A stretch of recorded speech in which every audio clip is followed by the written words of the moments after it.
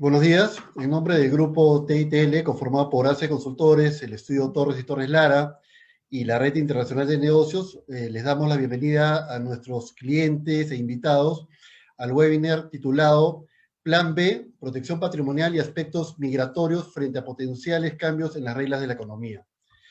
Antes que nada, quisiera brindar un agradecimiento muy especial a las tres firmas aliadas de nuestro grupo que participan el día de hoy en este evento, a UHY Sandoval de Estados Unidos, Pajares y Asociados de España y ILH Low de Panamá, quienes nos van a brindar un panorama claro y preciso sobre las diversas opciones migratorias y de seguridad patrimonial que actualmente contamos ante coyunturas adversas que pudieran finalmente concretarse en nuestro país en un corto, mediano o largo plazo.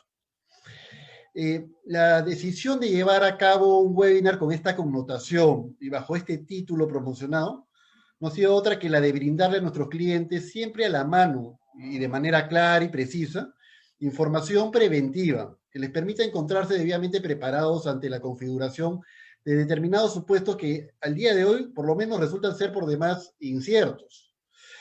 Como todos conocemos, en este momento nos encontramos en una coyuntura política muy complicada, pues compiten dos candidatos con planes de gobierno totalmente opuestos.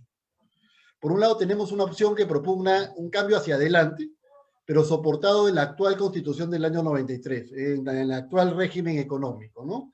El mismo que ha permitido que nuestro país logre un fuerte desarrollo económico en los últimos 25 años, fundamentalmente a través de la aplicación de ciertas reglas y de su estricto respeto a las mismas, tales como, por ejemplo, el trato igualitario a la inversión nacional como la extranjera, con el claro mensaje que el Estado también puede adoptar medidas proteccionistas, y los estados con los que nos vinculamos nos aplican medidas discriminatorias. Otra regla básica de nuestra economía es la libre competencia y el combate del Estado contra el abuso de las posiciones de dominio y prácticas monopólicas. La apuesta del Estado por la pequeña empresa también es un factor determinante de nuestra Constitución. La protección del consumidor como nuevo centro del derecho. El estricto respeto a los contratos, reflejado en el término santidad de los contratos, lo que justamente brinda seguridad jurídica. Otro tema trascendental es el rol subsidiario empresarial del Estado, quien solo desarrolla actividad empresarial cuando los privados no logran cubrir una necesidad colectiva y siempre previamente autorizado por el Congreso. Otra práctica que nos permite la Constitución es la libre tenencia de moneda extranjera, la libertad para remesar regalías, algo básico para los que invierten en nuestro país. Y la principal de ellas, la libertad en la iniciativa empresarial privada.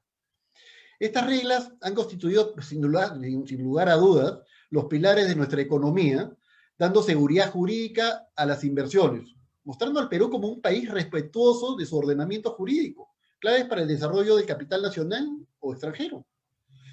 En tal sentido, pese a los cambios de gobierno, de derecha, de centro, de izquierda, que hemos venido apreciando en los últimos años, la política económica implantada en los 90 se ha mantenido invariable, haciendo que el Perú se convierta en uno de los países emergentes de Latinoamérica con mayor crecimiento económico y con una mejor sensación de seguridad jurídica en la región, al menos hasta antes de este proceso electoral. Ahora bien, si bien creemos firmemente que el Perú mayoritariamente apoyará a la candidata Keiko Fujimori, apostando por un país democrático, de respeto a nuestras instituciones, de respeto al régimen económico que ha permitido que nuestro país crezca en los últimos 30 años y se reduzca la pobreza en más del 50%, existe ciertamente el riesgo que el otro candidato logre alcanzar la presidencia y con ello ejecute su plan de gobierno que nos sumergiría en un régimen con tintes comunistas y que en síntesis implicaría lo siguiente. En primer lugar, una asamblea constituyente y una nueva constitución en la que se reemplace el régimen económico actual por una economía popular con mercado, diseñado bajo la gran experiencia de Bolivia y Ecuador. El control de divisas y la potencial prohibición del uso del dólar u otras monedas como se dio en los años 80 también lo vamos a vivir. La restricción de remesas de recursos o utilidades al extranjero. Adiós inversión extranjera. La participación del Estado en prácticamente todas las actividades empresariales sin excepción. Otro regalo del comunismo. El sobreendeudamiento del Estado al mantener empresas públicas en pérdida con alta burocracia. El intervencionismo y planificación del Estado en la actividad empresarial, ¿no? Ahí ahora vamos a ver cómo el Estado va a decidir qué se debe producir en qué cantidades, cómo se debe producir, para quién se debe producir y a qué precio se debe vender, incentivándose con ello la generación del mercado negro. Limitaciones a las importaciones, ya nos lo dijo Castillo, ¿no? Y con ello, consecuentemente, escasez de productos de buena calidad a bajo precio. La nacionalización de nuestros recursos energéticos, mineros, pesqueros, entre otros, produciendo potenciales sanciones económicas a nuestro país, así como la disminución del PBI, al tomar el Estado el control de la explotación de dichos recursos. Un claro ejemplo de ello son nuestros maestros venezolanos, ¿no? Otrora potencia petrolera, que hoy debe importar petróleo a diversos países del mundo. La revisión de todos los contratos del Estado con privados, lo que ciertamente generará una evidente inseguridad jurídica, produciendo fuga de capitales y el no ingreso de nuevos inversionistas al Perú, lo que a su vez se verá traducido en una seria caída de la recaudación tributaria, así como la pérdida de millones de puestos formales de trabajo. Otro punto es la renegociación de la deuda externa, la eliminación de las AFP, subsidiado o subsistiendo solamente la SNP, y finalmente el impulso de una nueva segunda reforma agraria, desconociendo las inversiones privadas llevadas a cabo particularmente en el norte del país, las mismas que permitieron en los últimos años o en las últimas décadas incorporar decenas de miles de hectáreas de nuevas tierras productivas a favor de nuestra agricultura de exportación. Por ello, atendiendo a requerimientos de muchos de nuestros clientes y amigos, hemos creído conveniente llevar a cabo este webinar con el fin de responder a las inquietudes de muchos sobre las alternativas que tienen de resguardo personal y patrimonial bajo este segundo escenario, ¿no? Bajo el escenario que llegue el comunismo a nuestro país. Así, por ejemplo, a nivel país existe preocupación con relación al patrimonio personal. ¿Qué hacer si tenemos varios inmuebles? ¿Qué hacer si somos arrendatarios? ¿Qué hacer si somos accionistas en varias empresas? ¿Qué hacer con nuestros capitales? Sobre los cuales ya hemos venido dándoles ciertos consejos, ¿no? Si son propietarios, por ejemplo, de inmuebles, pero no han regularizado su situación, háganlo. Pues si el inmueble continúa a nombre de terceros, por ejemplo, a nombre de la constructora, no podrán controlar las medidas que se dicten y que afecten a ese tercero. Si tienen, por ejemplo, contratos de arrendamiento, ¿no? O son arrendatarios o de usufructo, que les permite usar un bien, inscriban los registros públicos para darle mayor seguridad jurídica. Si están casados, pueden optar por separar patrimonios y distribuirle los bienes entre los cónyuges. De esa manera, limitan el riesgo de cualquier tipo de expropiación. Si tienen hijos mayores de edad, igualmente pueden optar por un anticipo de herencia con un derecho a usufructo, protegiéndolos a ustedes como propietarios, legítimos propietarios. Si tienen dinero, producto del ahorro, de AFP, de CTS que han podido rescatar, si no lo han hecho, rescaten, pueden optar por abrir una cuenta en el extranjero.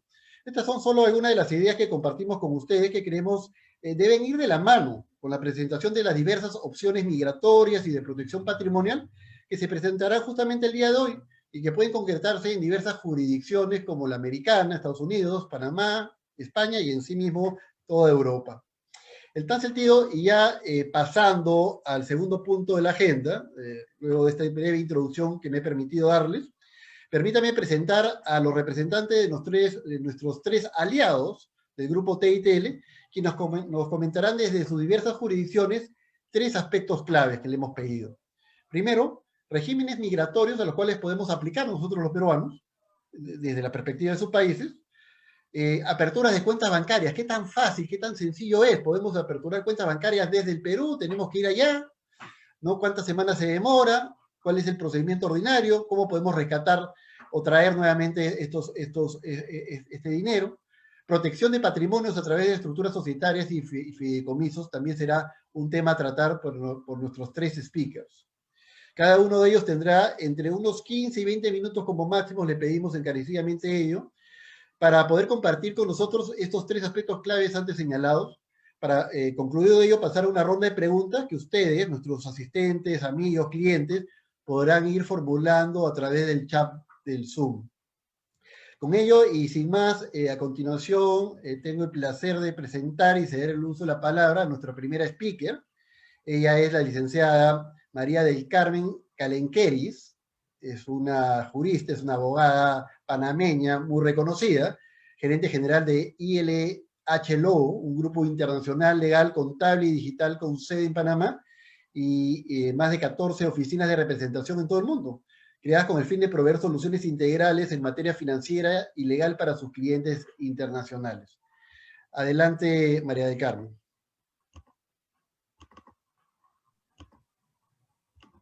Ante todo, Rafael, un placer, muchas gracias por el honor de haberme invitado a ser parte de esta conferencia, y a mis compañeros expositores, un placer haberlos conocido y es un honor poder compartir sala con ustedes. Como dice Rafael, pues el tema es interesante, plan B para cualquier incidencia política que pueda pasar o suceder ahora en el Perú. Panamá ha tenido mucha experiencia, como le comentaba ayer a Rafael, con Venezuela. Muchos venezolanos hicieron esto mismo. Apenas ellos vieron que podía pasar algo en su país, pues optaron por un plan B y hubo muchos que se prepararon desde antes y cuando ya fue el momento de poner en acción ese plan B, pues tenían ciertas cosas ya armadas. Cuestión que ayudó mucho a muchos venezolanos. Siguiente diapositiva. Okay, un poquito, pues nosotros somos, como ya Rafael mencionó, somos una firma internacional que se dedica, es multidisciplinaria, pero nuestro principal negocio es la constitución de sociedades en todas partes del mundo. Tenemos oficinas de representación en muchas partes del mundo y podemos darle soluciones a los clientes en donde quieran. Siguiente. Ok. Los principales rasgos de una correcta protección de patrimonio. Primero, que sea un lugar donde sea confidencial, donde haya cierto grado de confidencialidad, que sea amigable, que sean de rápida constitución, que no sean complicadas de constituir, que no sean complicadas de mantener también, porque hay ciertas jurisdicciones que son un poco más complicadas.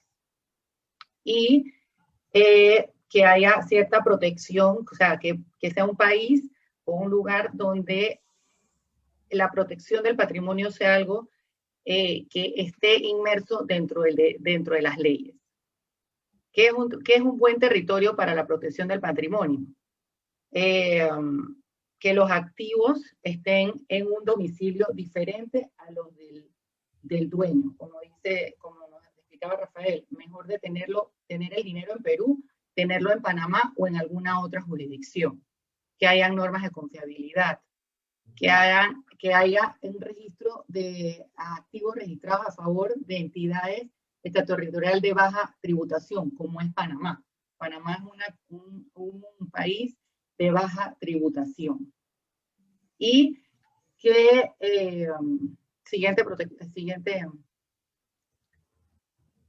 ok.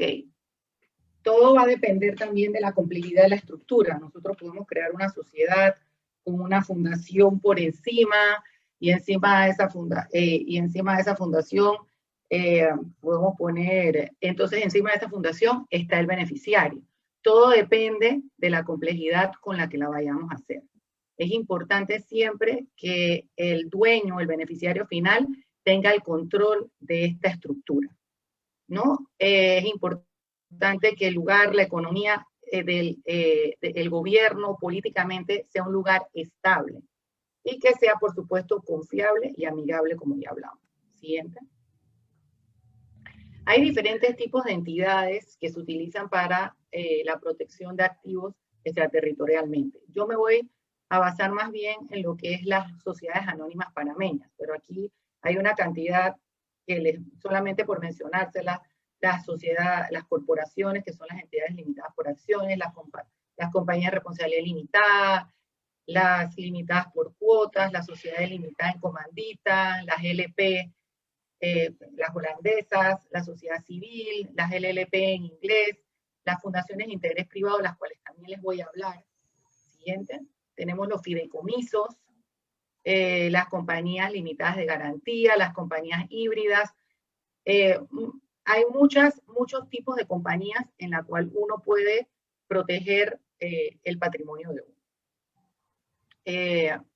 Nosotros desde nuestra oficina, pues, podemos ofrecer diferentes jurisdicciones.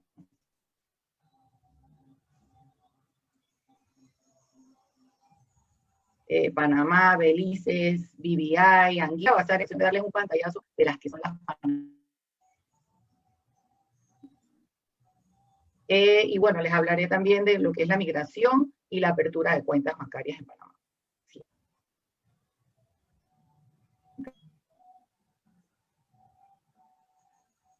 Ok, las sociedades anónimas en Panamá. Muchos deben conocer lo que es una sociedad anónima. Es un contrato para crear una persona jurídica limitada en la responsabilidad de sus dueños solo hasta el aporte accionario, ¿no? Con la finalidad de otorgar a los accionistas la protección de su patrimonio a la medida que ellos dispongan al abogado para transacciones comerciales. Siguiente. Las sociedades anónimas son fáciles de hacer. Hay que pasar un proceso de debida diligencia. Uno las solicita. Bueno, vamos a hablar primero de los usos de las sociedades anónimas. Ellas pueden tener cuentas bancarias, pueden ser holding de otras compañías, es decir, ellas pueden ser las holding de las compañías en Perú, pueden ser las accionistas, pueden ser propietarias de todo tipo de inmuebles o de propiedades intelectuales, pueden administrar y ser promotoras de transacciones comerciales siempre que sean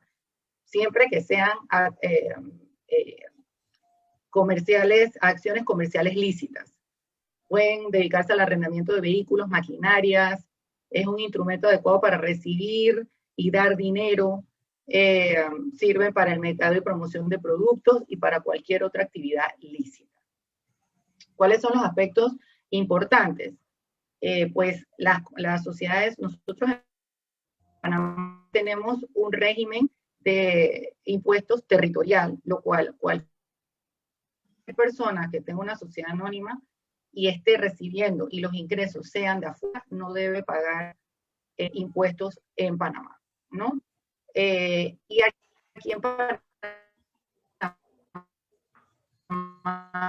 tenemos bajos impuestos y también capital autorizado, y no hay mínimos y máximos de capital social. Siguiente diapositiva.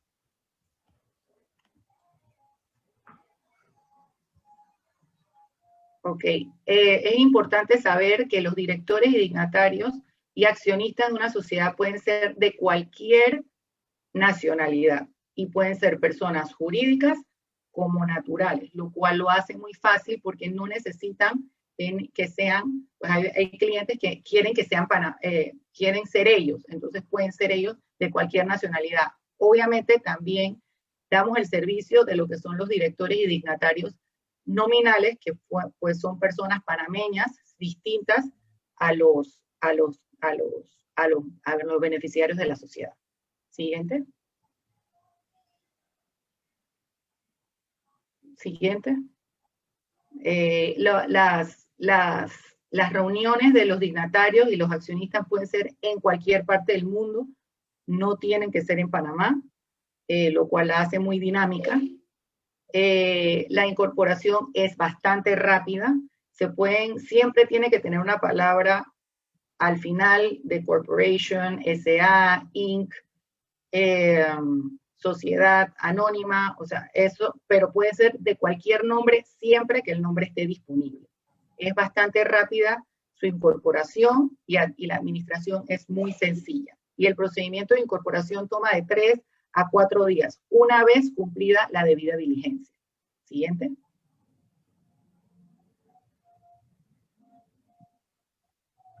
Ok, nosotros tenemos un buen registro público, tenemos muchísimos años de estar creando sociedades anónimas, lo cual es bastante rápido, se saca un certificado de vigencia en un día, apostillamos en 2 o 3 días, es decir, son de rápida administración. Tenemos sociedades de reserva disponibles, o sea, si la persona no quiere esperar a la incorporación y la necesita ya, pues tenemos ya hechas. Y el registro de beneficiarios no es público, que eso es muy importante saberlo, de que los accionistas no se registran en ningún lado. La contabilidad, ella solamente paga una tasa única anual. Ella debe llevar unos registros contables, los cuales pueden ser llevados en Panamá o pueden ser llevados fuera, los puede llevar el contador del beneficiario final, del cliente. Los costos de incorporación y mantenimiento son bastante razonables. No es obligatorio presentar ningún tipo de declaración de renta si no está obteniendo renta dentro del territorio nacional, y se puede redomiciliar con bastante facilidad. Es más, tenemos mucha experiencia con el redomicilio de sociedades hacia el Perú, porque hemos hecho muchas. Siguiente.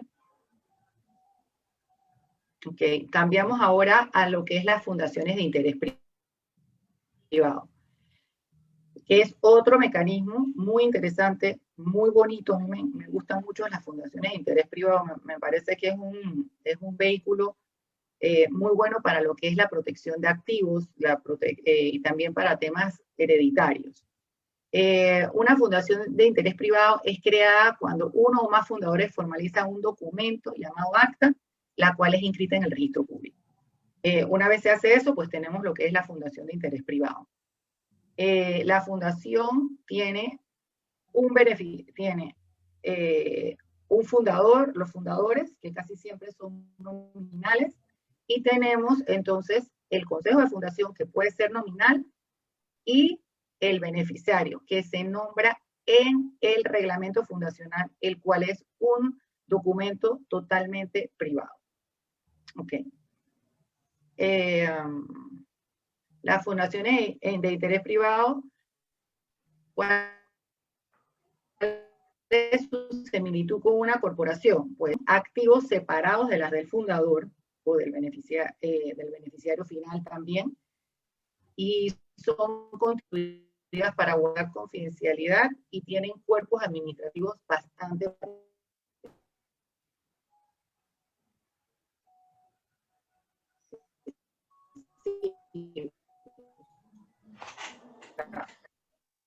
las sociedades tienen una junta directiva.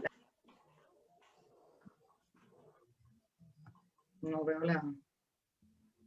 ¿Me escuchan bien? Porque no veo la Sí, siguiente. María del Carmen, ha estado fallando un poco tu conexión. ¿Nos escuchas? Sí, sí te escucho bien. Ya, sigue, por favor. Ok. No veo del todo. No veo la otra diapositiva. Ok. ¿Cuáles son las diferencias con una corporación? La fundación no tiene dueño, la fundación tiene beneficiarios. La fundación no expide certificados de acciones. La fundación lo que hace es un reglamento. Y puede ser creada como un instrumento testamentario y es sin ánimos de lucro. Las sociedades se utilizan más bien para el comercio, las fundaciones no.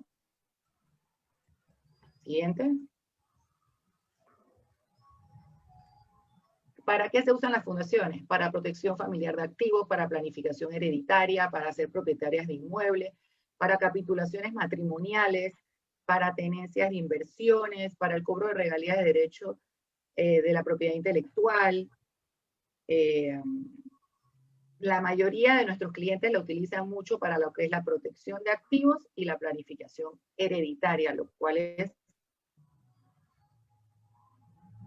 magnífico porque en el reglamento fundacional uno puede establecer todo, cómo uno quiere dejarle el patrimonio de esa fundación a sus herederos, ¿no? Es anónima, es completamente, su administración es completamente privada, no requiere presentar declaraciones, no requiere reuniones anuales, y la ley de herencia no es aplicable. Eso es muy interesante.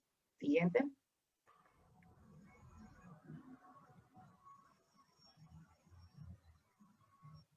Ok, también se crea rápidamente, no hay máximo de consejeros, se pueden utilizar consejeros nominados, es decir, que no sea del cliente, no tienen que ser el cliente final, las reuniones pueden ser donde sea, los consejeros pueden dar poderes y es son de procedimientos sencillos. Siguiente. Que esto es más o menos para que vean cómo está estructurada una fundación, ¿no? Tenemos al fundador, podemos tener supervisores que vienen siendo los protectores, casi siempre es el cliente final o el beneficiario. Tenemos un consejo de fundación, a veces tenemos apoderados, y el consejo de fundación tenemos los beneficiarios o beneficiarios, ¿no? Y podemos tener un gerente que es el que administra. Siguiente. Ok, ahora vamos a entrar en el plano de migración, que también es muy importante. Panamá ofrece diferentes tipos de visas. Yo les voy a poner 4 que me parece que son las más viables para cualquier persona que quiera venir a tener una residencia en Panamá. Siguiente. Tenemos las de solvencia económica. Tenemos las de solvencia económica, que hay que poner un plazo fijo de $300 o de $500,000. Tenemos la de jubilados y tenemos la de países amigos. Siguiente. Ok. Panamá, ok, la de países amigos. Esta le da, le da derecho a una residencia a personas que tengan nacionalidades de diferentes países. Aquí puse algunos: Alemania, Andorra, Argentina, Bélgica, Brasil, Canadá, Chile, México, Costa Rica, Croacia, España, Estados Unidos, entre otros. Esta visa es bastante fácil, no es una visa complicada, y muchas veces las personas tienen otro pasaporte. Con ese pasaporte usted puede optar por la visa, y además sus dependientes, es decir, su cónyuge y sus hijos. Siguiente. Tenemos la de los jubilados. Esta aplica para las personas que reciban jubilación o pensión de un gobierno extranjero, ¿no? Y la renta o pensión mensual no puede ser inferior a $1,000 y tiene que ser de forma vitalicia. Ahora bien, estas visas demoran entre 6 meses a 1 año a ser otorgadas, ¿no? Una vez se presentan todos los documentos de migración, los cuales, pues, aquí no se los voy a mencionar porque me quedaría todo el día hablando, pero nosotros nos encargamos de mucha parte y el cliente se encarga de otra, y depende del tipo de visa que sea, pues, es más o menos complicada. La residencia por solvencia económica por $300,000. Aquí la persona tiene que poner un plazo fijo en Panamá de $300,000 por 3 años, o tener una propiedad que cueste, que haya comprado de manera en efectivo por $300,000. O puede ser tener la mitad en plazo fijo o la mitad en un inmueble, por decirlo así. Entonces, aquí se otorga primeramente 2 años y después entonces se le da la permanente. También tenemos la de solvencia económica propia por $500,000. La diferencia de esta con la de $300,000 es que aquí simplemente enseguida se entrega la residencia, se le otorga a la persona la residencia permanente. No tiene que pasar por una residencia temporal de 2 años. Panamá también ofrecemos lo que es la residencia fiscal. Ahora, la residencia fiscal es diferente a la residencia de domicilio, de poder vivir aquí. Ya la residencia fiscal implica ciertas otras requisitos que ya son un poco más estrictos, y entre uno de ellos está, pues, el pasar 183 días corridos aquí, corridos o alternos en Panamá, para entonces poder optar, y además de otra cantidad de requisitos para poder entonces optar por esa residencia y ese certificado de residencia fiscal, que uno se lo presenta a su fisco, y pues uno le avisa a su fisco que uno tiene otra residencia fiscal y esta es en Panamá. Siguiente. Carmen, un minuto. Dígame. Un minuto.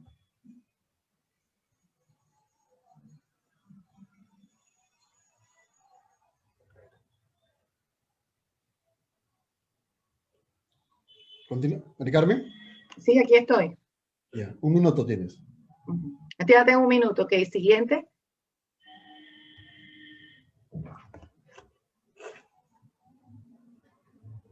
Bueno, las cuentas bancarias son bastante rápidas de abrir. Bueno, no son rápidas, son complicadas, pero no hay que, los bancos aquí en Panamá estamos acostumbrados a abrir cuentas a extranjeros, se puede abrir cuentas a sociedades, fundaciones, extranjeros, persona natural, persona jurídica, y pues hay que presentar una serie de documentos de debida diligencia. Siguiente. Y pues nosotros nos encargamos de ayudarlos a abrir sus cuentas bancarias o de inversión y ayudarlos para que pues, puedan pasar ese proceso de debida diligencia de la mejor manera. Y ya por último, pues, siguiente.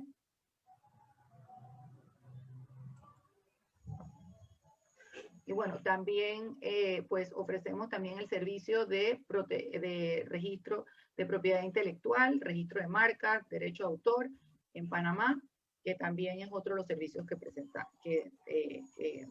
proveemos, además de todos los otros pues que tenemos y pues con mucho gusto a través de nuestros aliados Torres y Torres Lara, cualquier consulta que tengan nos las pueden hacer llegar. Y muchas gracias por su atención.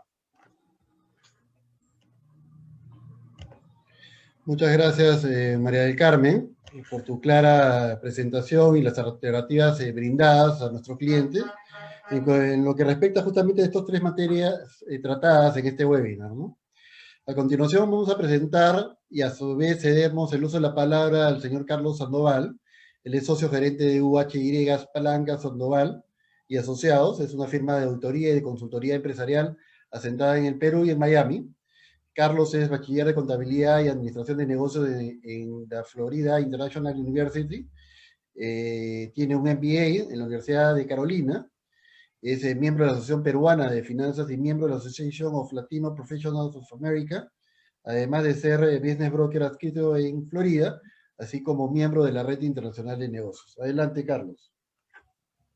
Muchas gracias, Rafael. Buenos días con todos. Gracias por la invitación y de poder compartir esta mañana este webinar para todos nuestros clientes. Y como bien dijiste al inicio, muchos clientes, debido a la situación y la coyuntura política, no solamente en nuestro país, sino en general en toda la región, nos comenzaron a consultar acerca de Plan B, cómo podemos considerar mover parte de nuestro patrimonio, parte de nuestro capital, la liquidez. Entonces, hay varios canales que tenemos que tomar y esta mañana van a ser estos 2 temas los principales que tengo brevemente. En estos 15 minutos vamos a tocar rápidamente un overview general de estos 2 aspectos. Cómo protegemos o cómo podemos mover parte de nuestro patrimonio y liquidez, y qué alternativas nos da Estados Unidos para poder nosotros migrar a ese país. Entonces, brevemente comenzamos esta presentación. Las preguntas las vamos a poder tomar al final de la presentación y en más detalle en cualquier momento a través de nuestros aliados, ¿no? Pero lo primero que nos consultan es cómo podemos redistribuir nuestra liquidez actualmente, ¿no? El tema de apertura de cuentas bancarias, cuentas de ahorros, cuentas corrientes, y el segundo tema es apertura de cuentas de inversiones, que pueden ser cuentas de inversiones administradas y no administradas, y eso lo vamos a ver un poquito en mayor detalle en esta presentación. En Estados Unidos actualmente existen las grandes corporaciones bancarias que son full service banks, bancos que te ofrecen no solamente los productos bancarios de banca de consumo, hipotecas, productos de inversión, etcétera, que son las más grandes y tienen más de 15,000, 17,000 sucursales a través del país. La apertura de cuentas en estos bancos usualmente tiene que ser en forma presencial, puede ser un extranjero, pero el tema es que siempre te tratan de pedir, bueno, tienes una dirección local, tienes información que te pueda llegar y construir esa relación bancaria es importante. Entonces, para empezar, la gente que quiere mover de inmediatamente parte de su liquidez, si quiere hacerlo de una de las bancas globales o más grandes, lo van a hacer en forma presencial para productos bancarios de consumo, es decir, cuentas de ahorros, cuentas bancarias. Tenemos un segundo tier, un tier 2 de bancas comunitarias o bancas internacionales con sede en Nueva York, en Miami, en Texas, que sí están acostumbrados mucho más al cliente internacional y sí pueden permitir la apertura de cuentas bancarias vía remoto, entregando toda la documentación y haciéndose entrevistas de compliance para seguir las regulaciones de conocer tu cliente o know your customer. Y esas son algunas bancas también con las que trabajamos y contamos en Estados Unidos, ¿no? La segunda parte es las cuentas de inversiones, ¿no? Como sabrán, ahorita las cuentas corrientes, ¿no? Les va a costar entre 300 a 500 dólares anuales de mantenimiento, si es que no tienes un monto básico de poder tener el tema, poder tener un acceso a estas cuentas de inversiones en firmas especializadas de manejo patrimonial, que son las más reconocidas actualmente, como UBS, basada en Suiza, Credit Suisse, son las principales basadas en Suiza, JP Morgan Chase, Goldman Sachs, Deutsche Bank, bancos franceses, alemanes, Julius Baer, que también tiene una plataforma muy buena. Pero estas firmas de inversiones usualmente están actualmente requiriendo, en ese canal requieren y buscan clientes específicos de alto valor patrimonial. Es decir, este canal usualmente están buscando ultra high net worth individuals, que son individuos con 10 millones para arriba en patrimonio. Hay otros canales y algunos bancos que te acceden con cuentas para individuos de alto nivel patrimonial con cuentas de 1 a 5 millones, ¿no?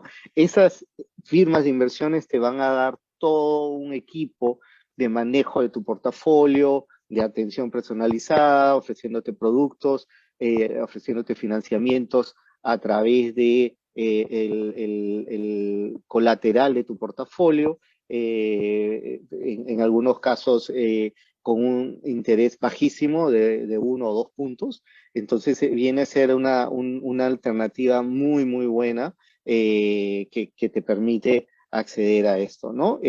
Cabe mencionar que lamentablemente no todos los bancos, debido a la alta regulación que están teniendo en Estados Unidos, por ejemplo, Wells Fargo Advisors a partir de enero anunció que ya no va a estar abriendo cuentas con clientes internacionales, van a ser enfocados en domésticos. Entonces, todo esto depende del nivel de riesgo que quieren tomar las firmas de inversiones actualmente con clientes extranjeros. Luego sigue otro tier, que son cuentas de inversiones más retail, ¿no?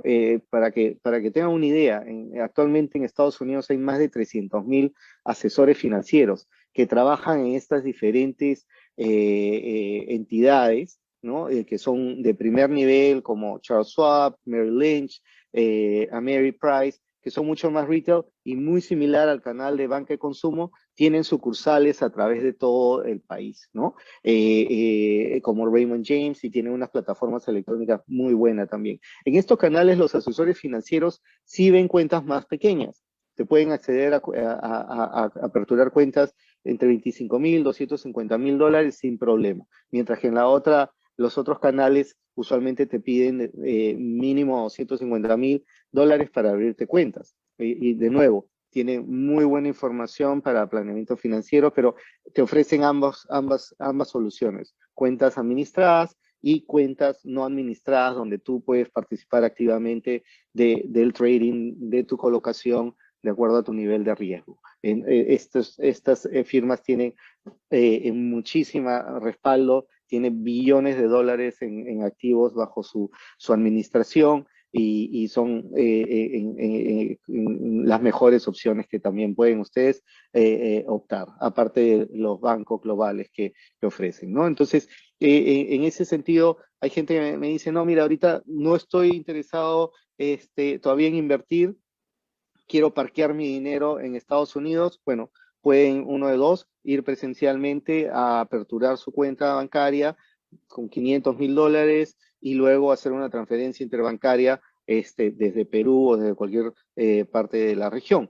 Desde el punto de vista, si no puedes viajar a los Estados Unidos, todavía se puede aperturar una cuenta a través de algunos bancos con los que colaboramos en Argentina, en Chile, en Perú, para clientes que puedan aperturar cuentas vía remoto, las cuentas corriente y de ahorro, que obviamente no van a dar mucho rendimiento. Por eso es que la gente comienza a ver las oportunidades en cuentas de inversiones, que son las que manejan estas firmas, ¿no? Eso es a grosso modo esa parte.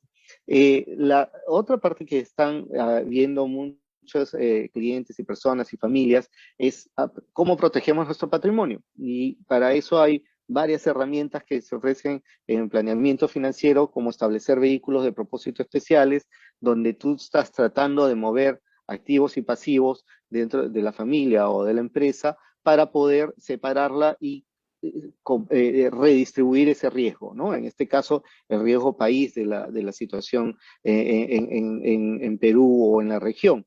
También puedes separar activos para poder hacer una colocación o financiamientos, pues también hacer este vehículo para poder transferir parte de tus activos o prepararlo para una venta más adelante. El otro herramienta que consideramos es el tema de los fideicomisos, donde es bastante amplio y lamentablemente no contamos con tanto tiempo hoy día para poder hablar en más detalle, pero tenemos diferentes tipos de fideicomisos, revocables, irrevocables, testamentarios. Hay muchos beneficios de esto, te protege tus activos, maneja los activos para protegerlo de esta segunda generación que a veces pueden ser un poco derrochadores, o quieres mantener un activo protegido para poder ser administrado y proteger a familiares que tienen enfermedad o adicciones. Lo otro que están haciendo es por el tema de beneficios a parejas no tradicionales, que no están casados, pero o son parejas, y también las quieres proteger presentando un fideicomiso, y poder también evitar el proceso de sucesión. Un fideicomiso, una entidad separada, va a tener perpetuidad y continuidad, y te obvia este proceso de sucesión en caso de fallecimiento, ¿no? Hay obviamente unas desventajas. Sí, es un papeleo, hay que hablar con los abogados, los contadores, parte de tu planeamiento financiero, y armar los contratos respectivos. Pero definitivamente es una herramienta que en toda parte de planeamiento financiero es muy bien considerada.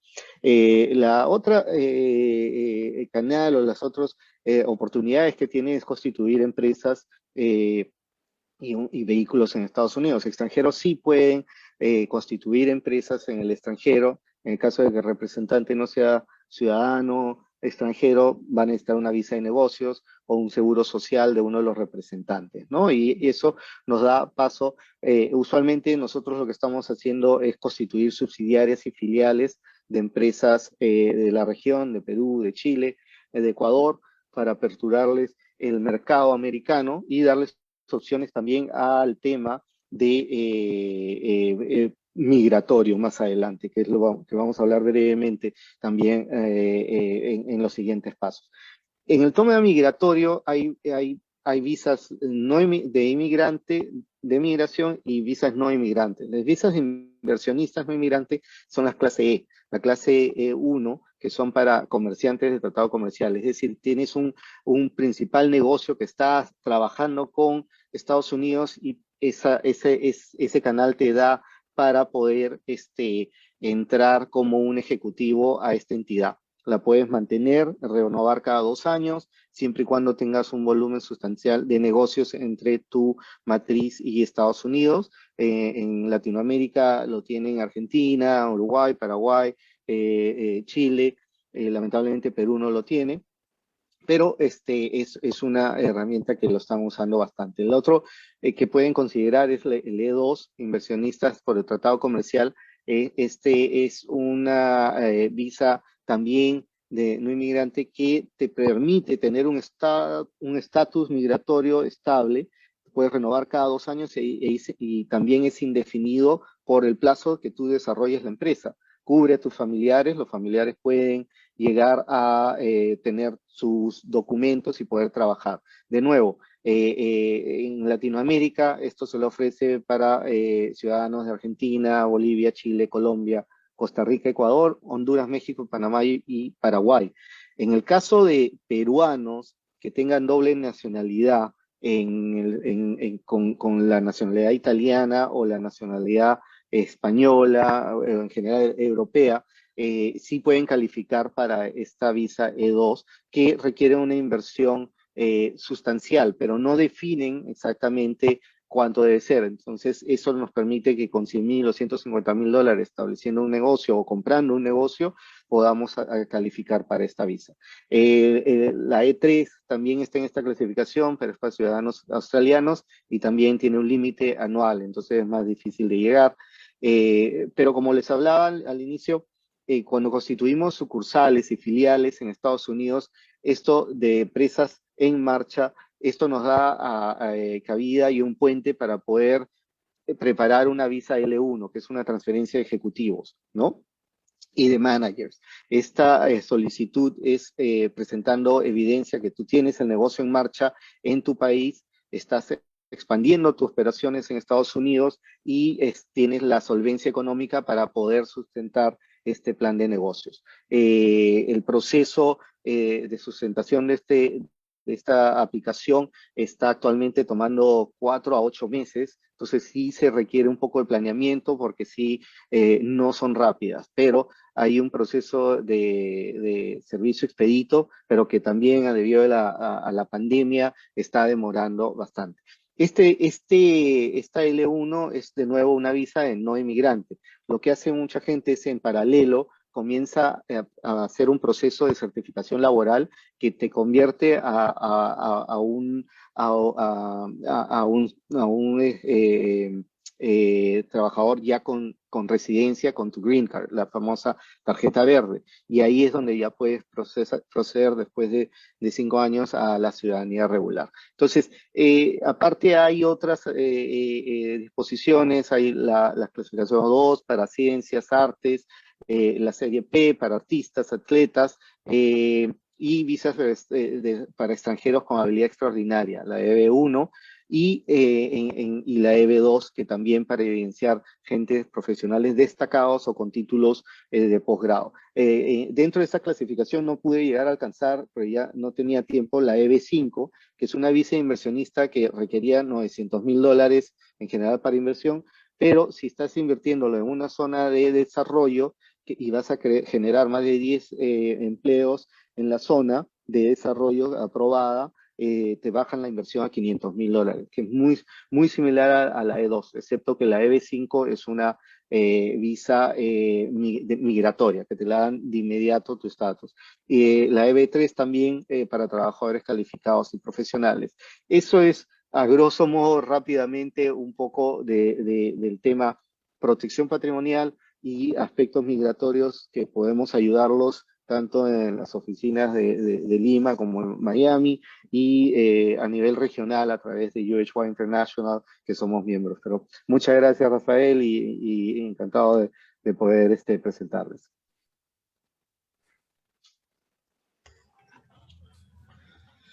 Muchas gracias, Carlos, por tu presentación. Antes de cederle el uso de la palabra a nuestro último speaker del día de hoy, les recordamos a los asistentes que pueden ir formulando sus consultas a través del chat del Zoom. A continuación, permítanme presentar al doctor José Pajares. Él es abogado de la Universidad de Zaragoza, socio director de Pajares y Asociados, abogados desde 1958, socio director de la firma Orilla, Pajares y Asociados y Global Compliance Legal Services, socio de la firma Red Española de Negocios Siglo XXI en España y CEO de la Red Internacional de Negocios, sede España. Asimismo, José es árbitro de la Corte Civil y Mercantil de Arbitraje de España, miembro del Club Español de Arbitraje, asociado a la Corte de Arbitraje de la Cámara Oficial de Comercio, Industrias y Servicios de Madrid, miembro del Derecho del Instituto Iberoamericano de Derecho Concursal, presidente del capítulo español de la Unión Internacional de Abogados, UIA.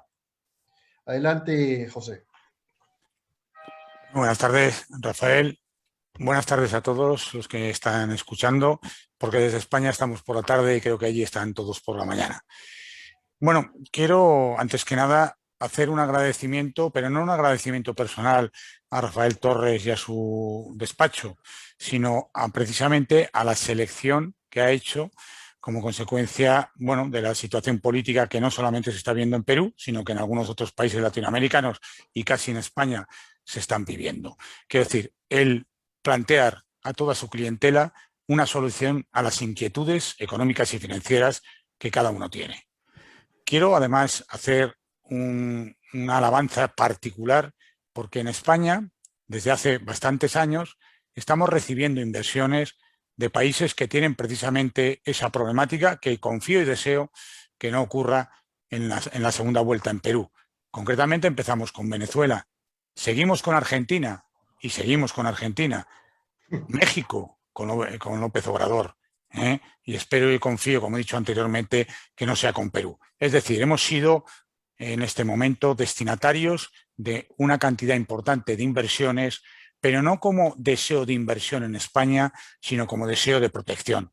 Por tanto, insisto, es un acierto y estoy encantado de participar, además con mis colegas, tanto de Panamá como de Estados Unidos, que han dado una visión absolutamente práctica también de esta problemática y que además me ha sorprendido particularmente la parte panameña de ser muy coincidente con la europea. Yo he de referirme a la parte española, pero es que es prácticamente igual, con una pequeña diferencia en la portuguesa y en la italiana.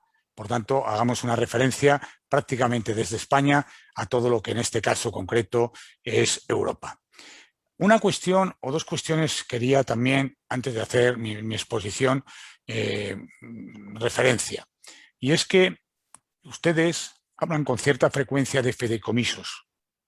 En España, evidentemente, lo permite el Código Civil francés, del que depende el Código Civil español y todo prácticamente el Código Civil latinoamericano, y regula el fideicomiso. Sin embargo, es una práctica en desuso. Es una práctica que no la estamos viendo y, sin embargo, la estamos viendo con muchísima frecuencia en países latinoamericanos y, desde luego, creemos que tiene una aplicación práctica francamente interesante. Y dos últimas cuestiones. Cuando hablamos de inversión, que me referiré ahora, quiero referirme como inversión por solicitante. Esta es una cuestión que me han planteado con frecuencia y me han dicho, bueno, somos 4 miembros de la familia, ¿la inversión la tiene que realizar uno o la tienen que realizar los 4? La Golden Visa, la residencia a la que me referiré ahora, que se ha referido la colega panameña, María del Carmen, se refiere concretamente por solicitante. Y una cuestión que es habitual. Esta misma mañana la hemos recibido de un colega mexicano respecto, oye, si yo hago una inversión en España, ¿tengo que pagar impuestos? Y, hombre, si tú tienes el dinero en una cuenta corriente en México y la tienes en una cuenta corriente en España, no pagas ningún impuesto. La inversión que realices tendrá su tributación en el lugar, pero no seamos en este momento confusos respecto de que el traspaso de dinero lleva consigo o no, en este caso concreto, imposición. Entonces, diciendo esto, yo voy a hacer una pequeña exposición. Y digo pequeña porque todos los detalles y, en su caso, las mayores ampliaciones que las dudas, aparte de las preguntas que puedan hacer, tengan cada uno de ustedes, pueden perfectamente planteárselas al despacho de Rafael Torres y Torres Lara, porque tienen un dossier amplio de todas estas cuestiones y, evidentemente, les van a poder asesorar en lo que consideren oportuno. Quiero también indicar, he escuchado Panamá, Estados Unidos, estamos trabajando en Portugal, estamos trabajando en Italia con todas estas cosas desde hace muchos años, cuando empezó Venezuela y lamentablemente siguen otros países, que prácticamente las legislaciones tienen una coincidencia absoluta. O sea, lo que estamos hablando ahora mismo, y hablaremos ahora solo de España, como he dicho anteriormente, es de aplicación a Europa, pero he escuchado a Estados Unidos, he escuchado a Panamá, hemos trabajado en otros países y nos hemos encontrado que prácticamente es coincidente. En comienzo, en el tiempo que me ha concedido Rafael Torres, que no voy desde luego a superar, a referirme al revés que mis compañeros, no tanto a la inversión, sino a la residencia. Es decir, el planteamiento que un empresario venezolano, ahora en este caso, y espero que no, peruano se haga, decir, bueno, ¿cuál va a ser o cuál podría ser mi situación ideal en el supuesto de protección de activos? Yo, al revés de hablar de dinero, estoy hablando de personas. O sea, primero, porque además en España tenemos más facilidad, lo que me planteo es decir, bueno, ¿podría residir en España? ¿Y cuánto tiempo tengo que residir en España para obtener en su caso la nacionalidad? ¿Y cuánto tengo o qué tengo que hacer para que se me conceda en menor espacio de tiempo? Bueno, pues por eso comienzo con la residencia. Cualquiera, evidentemente, extranjero puede residir indefinidamente en España y tiene derecho a residir temporalmente en España durante 5 años de forma continuada, computándose los periodos de residencia previa. Es decir, que no se trata de que sean 5 años continuados, como decía anteriormente respecto de Panamá, respecto de 183 días al año, que pueden ser alternativos, aquí pasa exactamente igual. Y luego, evidentemente, los visados pueden ser de larga duración para residir, trabajar, estudiar o investigar en España. Por favor, otra diapositivas.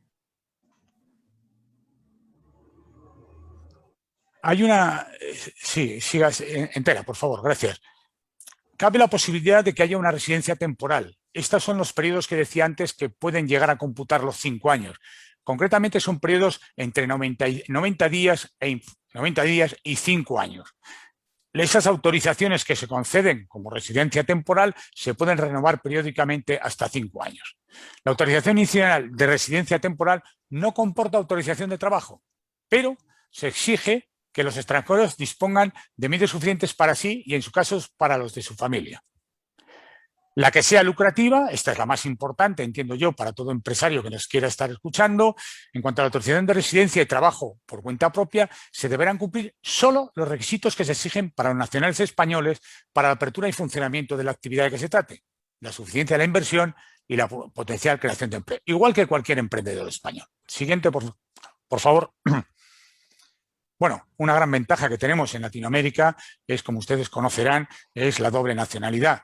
O sea, en este caso, con España, la adquisición de nacionalidad por residencia se exigen únicamente 2 años de residencia autorizada para solicitarla por parte de los ciudadanos iberoamericanos, evidentemente también peruanos, y se reduce a 1 año en caso de ser nieto de españoles. Y no voy a hacer referencia a los judíos porque se ha aprobado una legislación respecto a los que fueron sefardíes y que por tanto son descendientes de los judíos que vinieron a España, que han podido acceder a esa nacionalidad con muchísima más facilidad.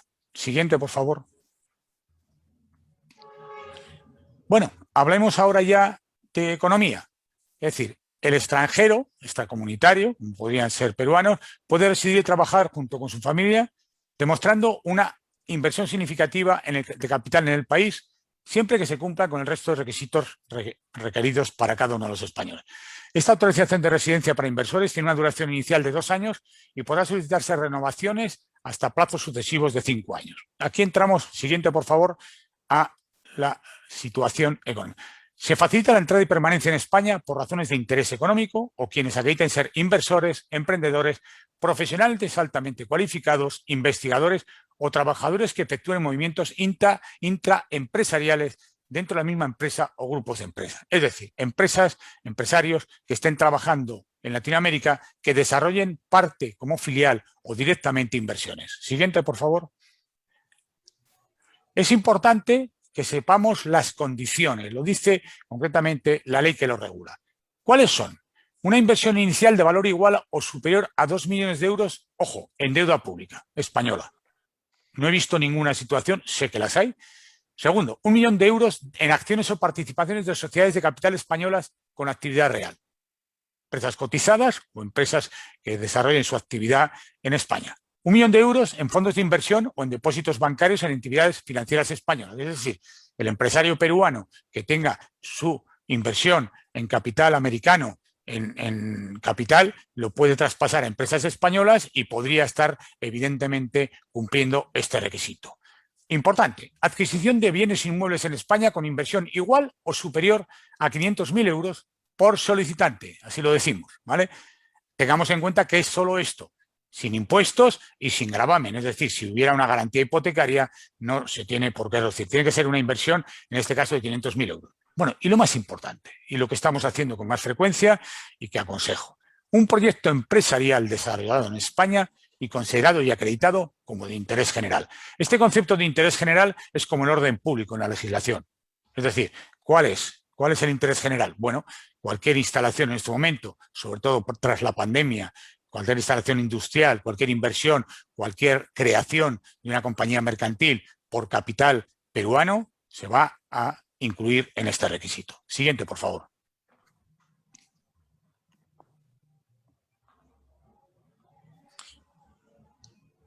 Bueno, ¿cómo se obtiene? Muy fácilmente.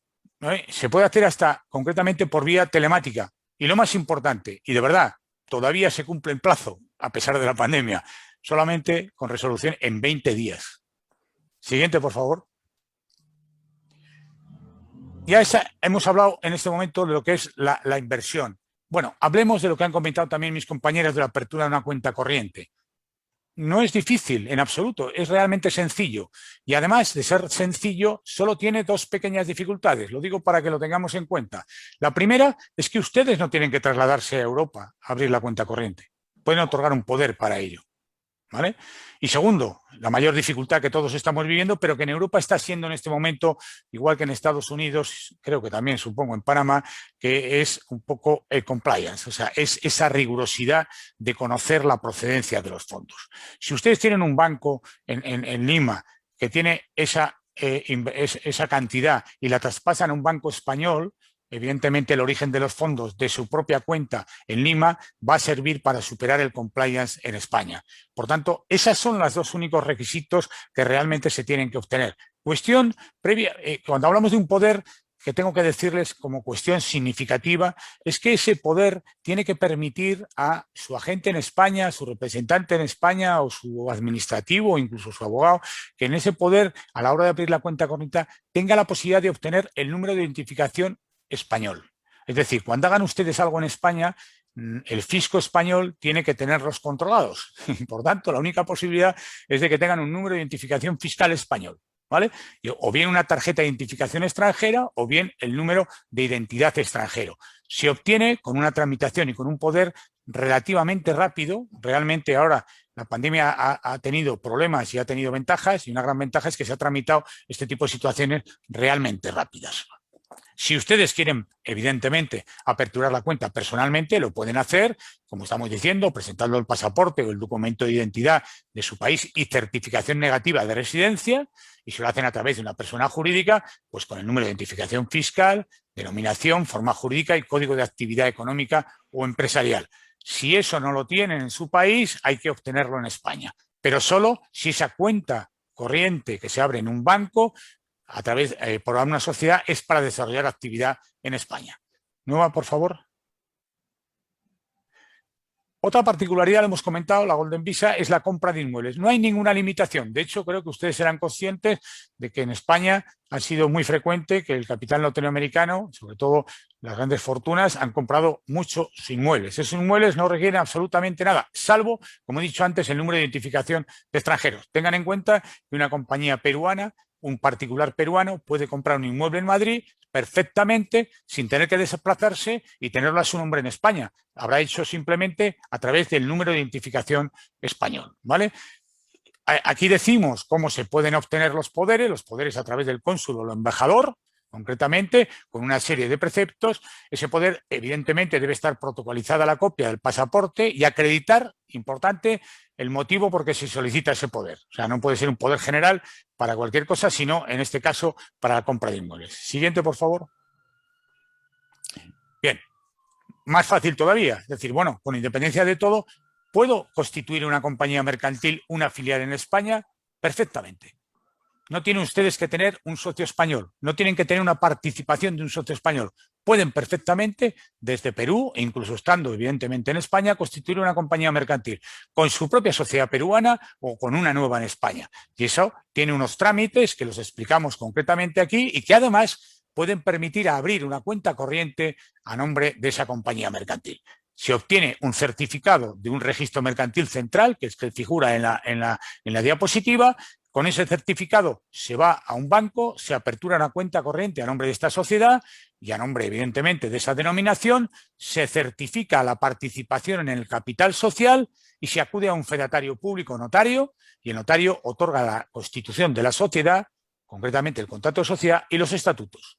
Obtenido, siguiente por favor, obtenido concretamente esa escritura se da de alta en la Seguridad Social, por lo tanto, para ser empresa en funcionamiento y, no, como no, en la Agencia Tributaria Española para que tenga una actividad.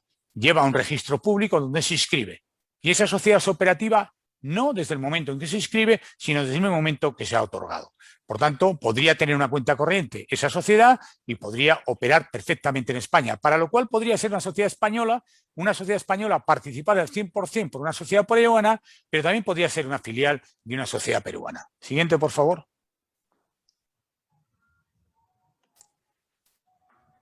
Bueno, aquí estamos comentando algo básico para extranjeros, y es que todos esos trámites y luego la llevanza de toda la contabilidad y, evidentemente, el cumplimiento de todas las obligaciones tributarias en España requieren tener un representante en España, que es el que, de alguna manera, interviene directamente esto. Es decir, un extranjero que haga una inversión en España no es el que, bueno, tiene un número de identificación español, pero no es el representante en España porque no vive en España. Lo normal es que haya un bufete que represente concretamente a la compañía, en este caso peruana, ¿vale?, frente a la agencia tributaria.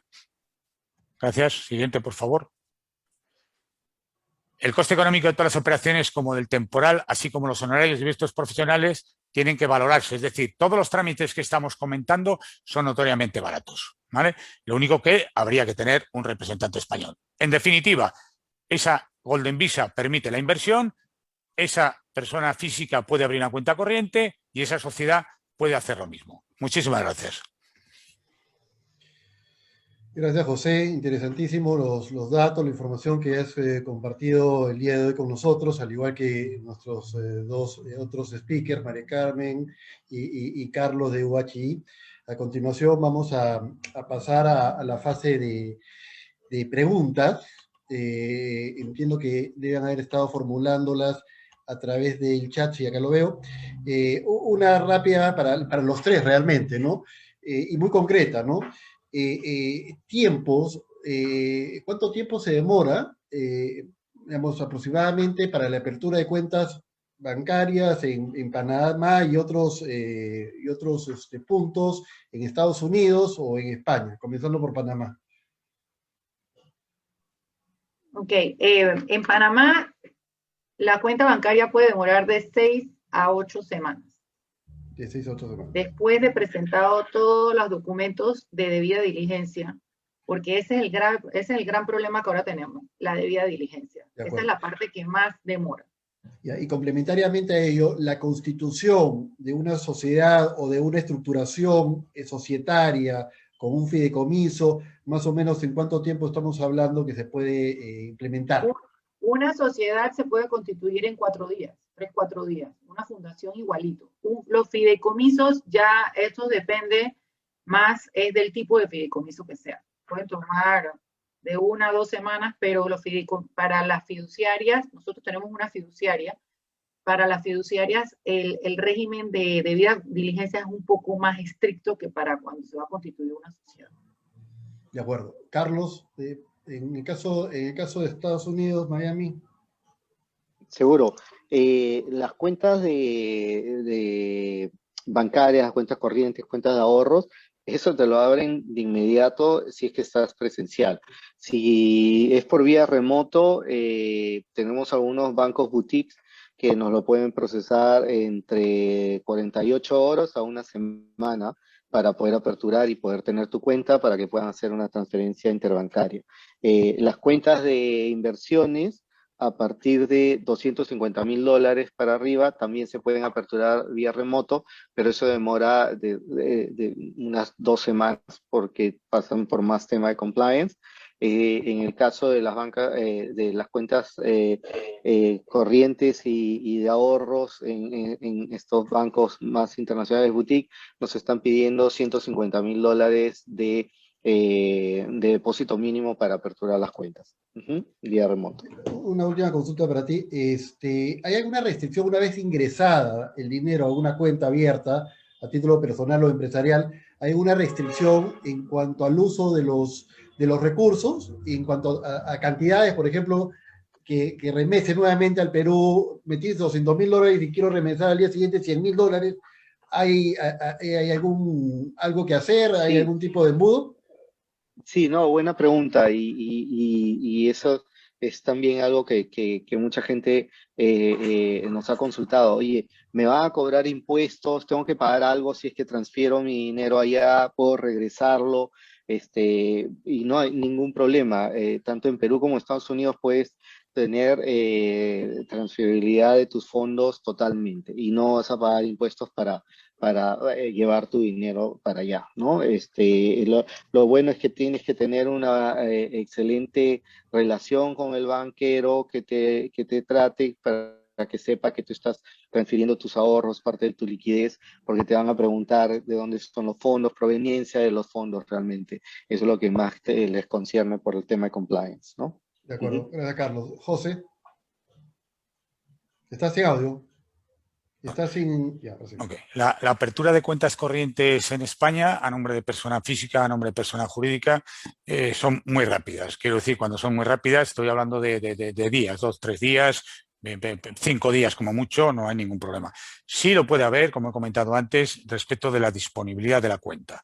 Es decir, si los fondos vienen de una cuenta corriente extranjera, hay que hacer el compliance y depende de alguna manera si es más o menos rápido. No superan 10 días, 2 semanas como mucho.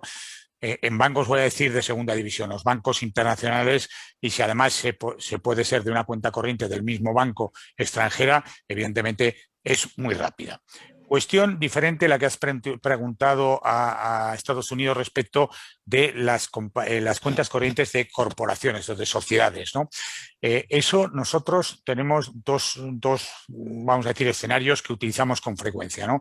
Le decimos al cliente que si aporta capital desde Lima a España, si ha de regresar, que siempre regrese a la misma cuenta de donde salió, con lo cual es enormemente rápido. Si vamos a otra cuenta, generalmente plantea alguna problemática. Eso es una. Y la segunda particularidad es que muchas veces, si queremos ser ágiles, lo que hacemos es aperturar la cuenta con el apoderado español, que es mucho más rápido, y cuando ya la cuenta es operativa, transformamos el apoderado español en el titular peruano, norteamericano o lo que fuera, para buscar operatividad. Pero el día a día, si queremos ser muy rápidos, podemos estar trabajando con una compañía mercantil nueva, con capital peruano, en no más allá de 30 días. Gracias, José. Hay un par de preguntas muy similares, salvo que una va dirigida hacia Panamá y la otra va a Estados Unidos, sobre la constitución en un caso de una fundación y en otro caso de empresa. Preguntan en ambos casos si es que en función a esas organizaciones se tributa allá o si tributa acá en el Perú.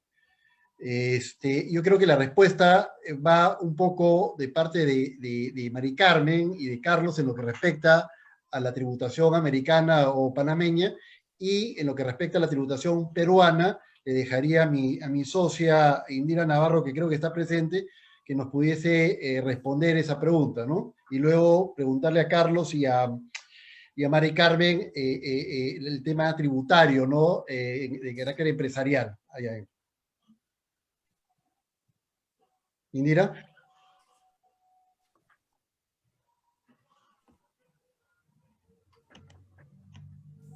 Parece que se ha desconectado. Indira.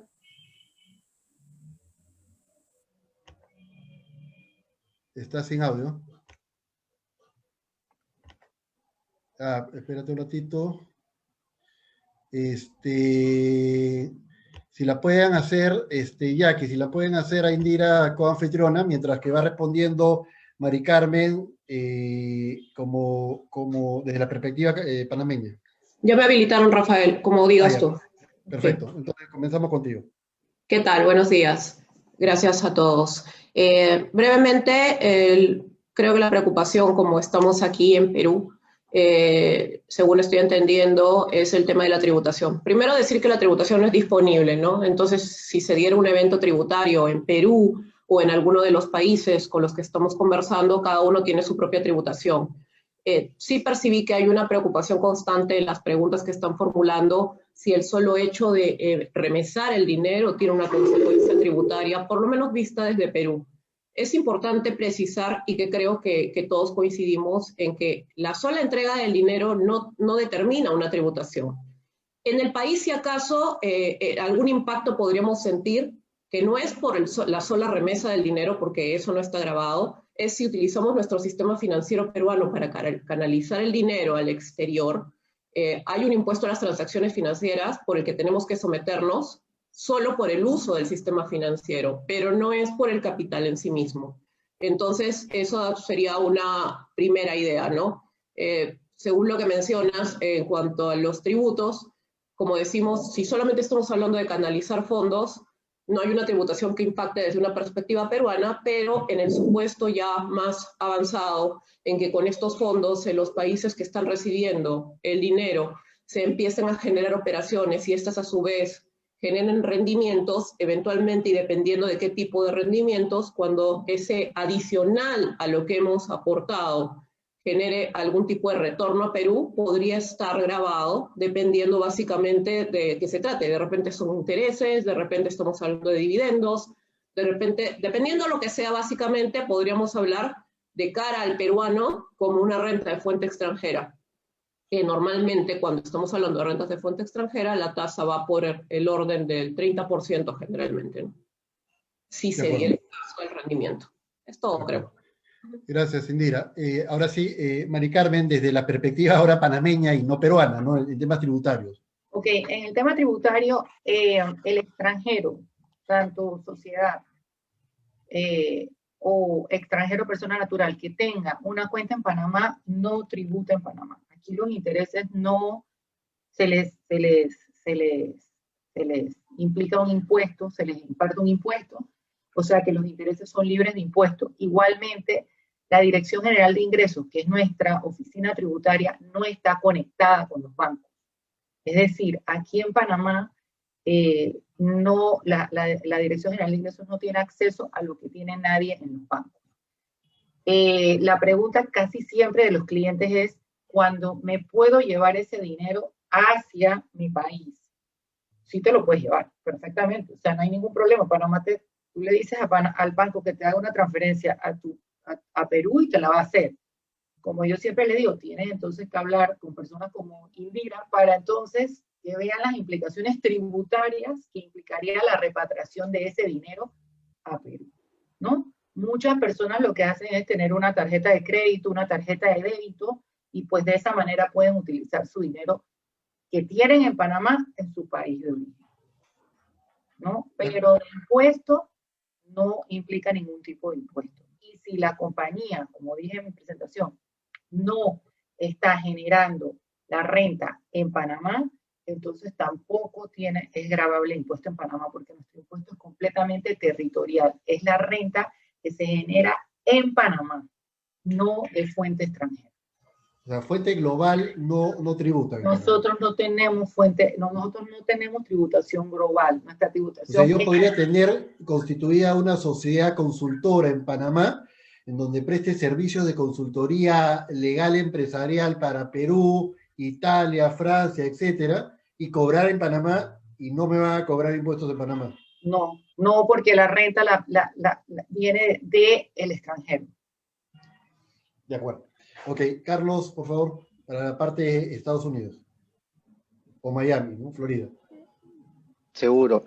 Efectivamente, muy similar a lo de Panamá, puedes reportar, pero si la actividad y la renta no está generada en Estados Unidos, no va a estar impactando el impuesto. Ahora, sin embargo, como bien dijo Indira, si tus capitales están siendo invertidos, ya sea en inversiones de bolsa o en inversiones de bienes raíces, etcétera, sí esa parte sí te va a generar un impuesto a la renta allá. Y como no domiciliado, estarás sujeto a una retención del 30%.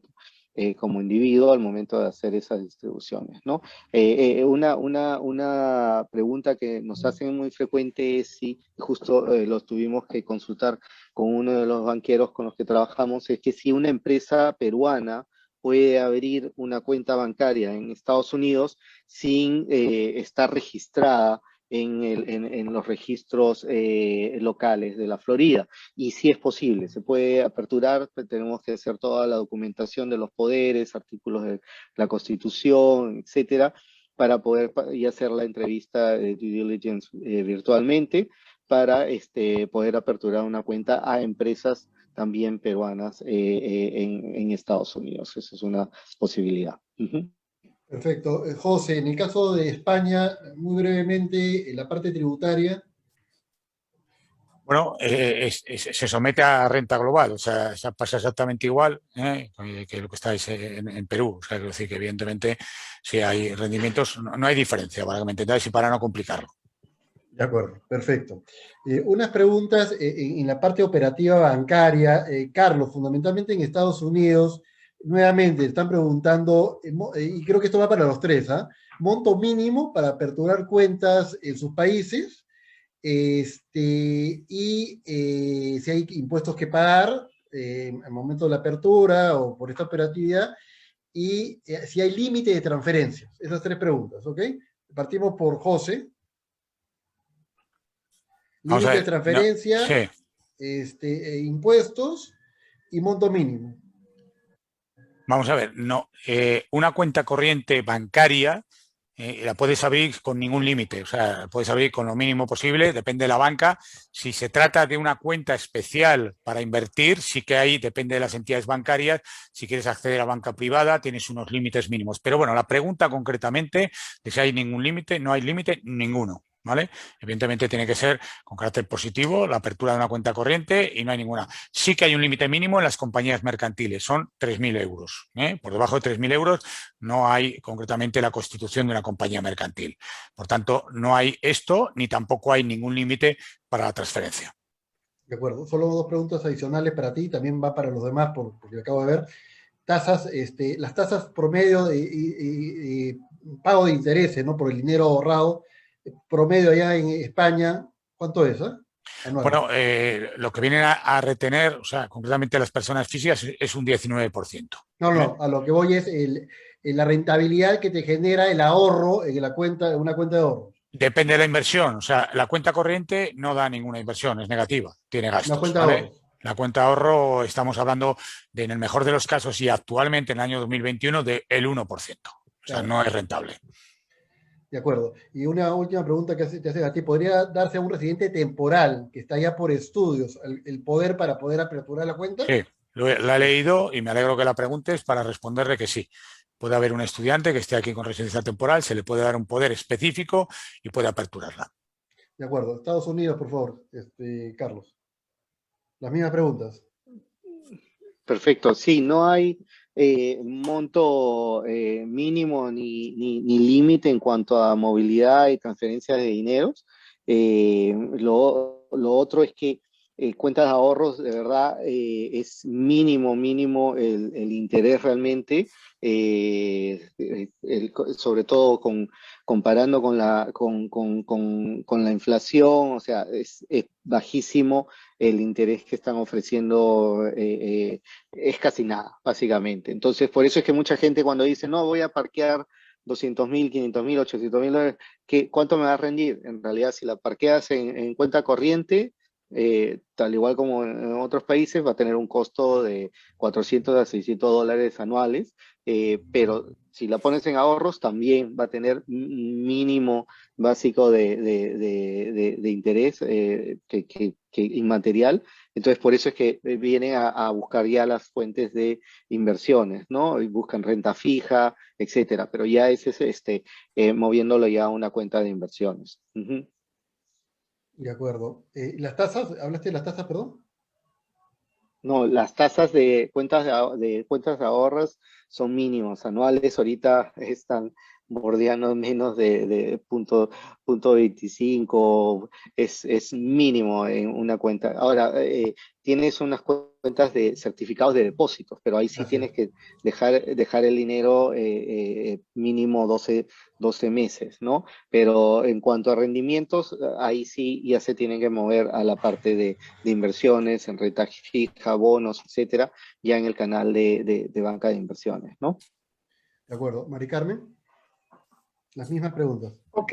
En Panamá, para persona natural, el mínimo para abrir una cuenta oscila entre 100 a 500 dólares. Para personas jurídicas puede oscilar dependiendo del banco entre 1.000.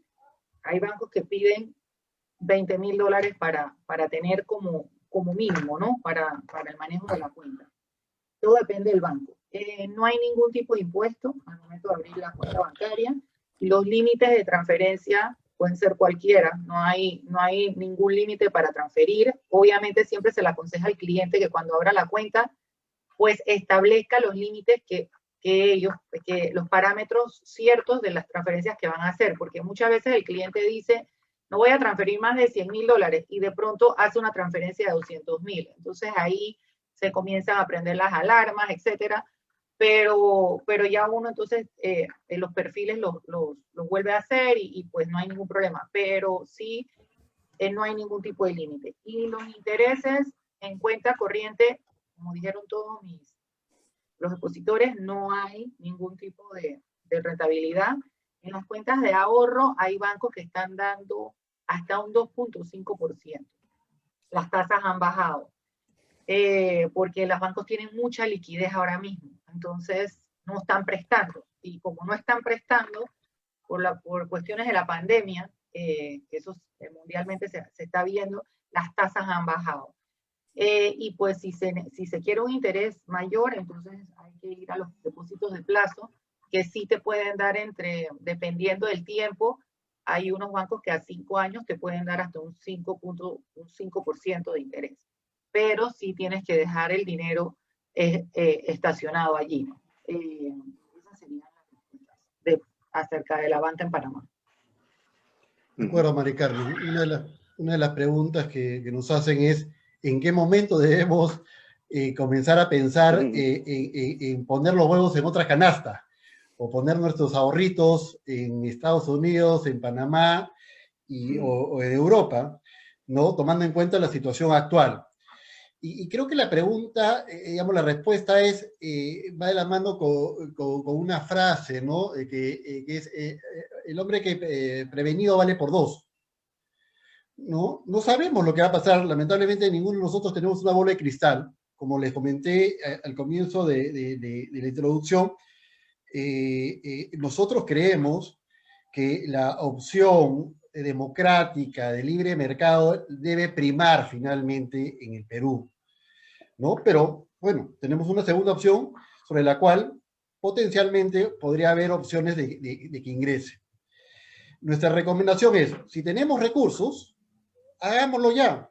No esperemos al 28 de julio, aperturemos una cuenta en alguno de estos bancos, tengámosla de manera previsoria en esos bancos, ¿no? Porque recuerden, estamos en un país en que, si bien es cierto, la situación política culmina inicialmente la fase electoral el 6 de junio, o los siguientes días, porque no vamos a saber hasta cuándo, quién va a ser el ganador. Vivimos pues en Latinoamérica, ¿no? En una zona digamos, de permanente conflicto social y político, ¿no?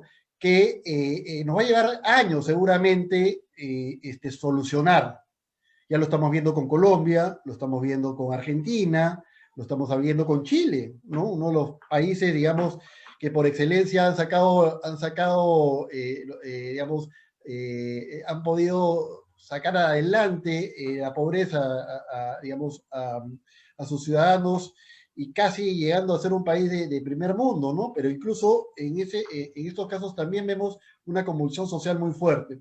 Entonces, la recomendación es, si tenemos ahorros, ¿no? Y podemos nosotros colocar parte de ellos en una cuenta aperturada en alguno de estos puntos en donde sabemos que hay plena seguridad jurídica, que el gobierno no va a intervenir las cuentas, que no va a prohibir el dinero en dólares, etcétera, etcétera, etcétera, hagámoslo. No lo hagamos por hoy, sino hagámoslo de manera mediano, como un plan a mediano o a largo plazo. Hombre prevenido vale por dos.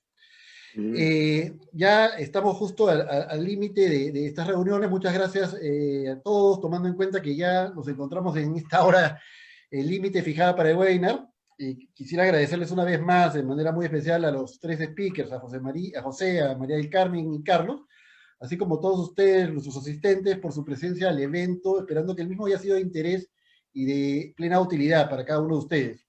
En caso de requerir los servicios de consultoría respecto de alguno de los aspectos tratados en este webinar, ya sea para Norteamérica, Centroamérica o Europa, a través de nuestros aliados y el grupo TITL, estaremos muy gustosos de atenderlos. Muy buena salud y hasta una próxima oportunidad. Chao, gracias a todos. Hasta luego.